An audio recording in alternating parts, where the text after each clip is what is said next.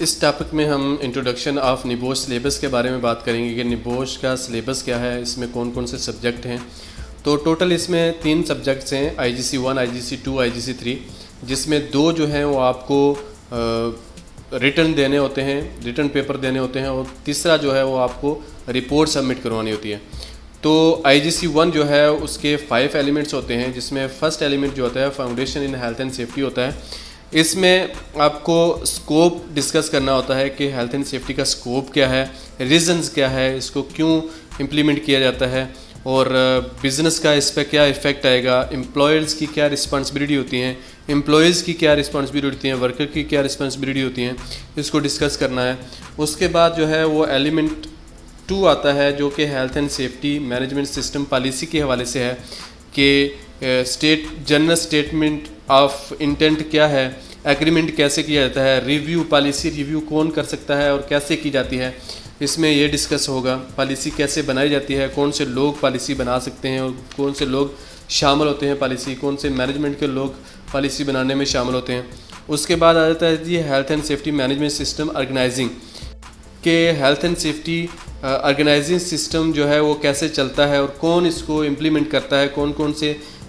Department اس میں شامل ہوتے ہیں، کون کون سے امپلائیز اس میں شامل ہوتے ہیں۔ اس میں امپلائرز ہوتا ہے، امپلائر جو ہوتا ہے وہ ہوتا ہے ڈائریکٹر ہوتا ہے، اس کے بعد مڈل مینیجر ہوتا ہے، اس کے بعد سپروائزر، سیفٹی ورکرز، کوئی بھی ہے جو وہ اس کو آرگنائز کرنے میں اپنے جو ہے نا وہ پارٹ پلے کرتا ہے۔ اس کے بعد جو ہے وہ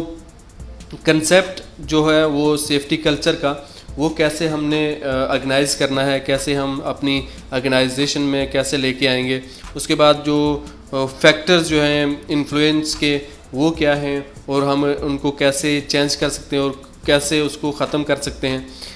اس کے بعد ایمرجنسی پروسیجر جو ہے وہ کیسے ہم نے ٹیکل کرنا ہے اور کیسے ہم جو ہے نا اس کو ہینڈل کر سکتے ہیں۔ اس کے بعد جو ہے فرسٹ ایڈ ہم نے کیسے پرووائڈ کرنی ہے اور فرسٹ ایڈ کے لیے کیا کیا ہونا ضروری ہے،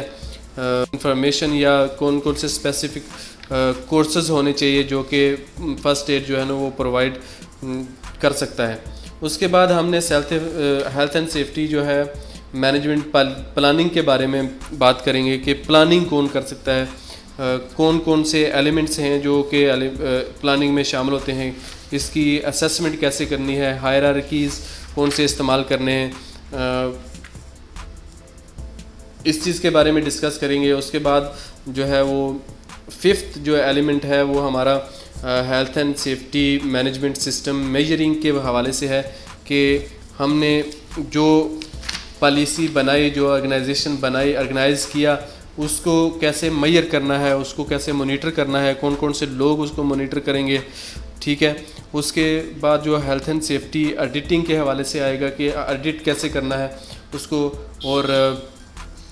آڈٹ رپورٹ کس کو سبمٹ کروانی ہے، اور اس کو امپروومنٹ جو ریویو ہوگا اس میں امپروومنٹ کیسے کر سکتے ہیں، کون کون سے فیکٹر ہیں جو کہ ڈسکس کرنے سے ہمارے جو انسیڈنٹ ہیں اور ایکسیڈنٹس وغیرہ ہیں وہ ریڈیوس ہوں گے، اور ریویو رپورٹ جو ہے وہ کس کو سبمٹ کروانی ہے۔ تو یہ ساری چیزیں ایلیمنٹ 1 میں یعنی کہ سبجیکٹ 1 IGC1 میں ڈسکس ہوں گی، اور اس کے بعد جو ہے وہ IGC2 آتا ہے، وہ نیکسٹ ٹاپک ہوگا انشاءاللہ۔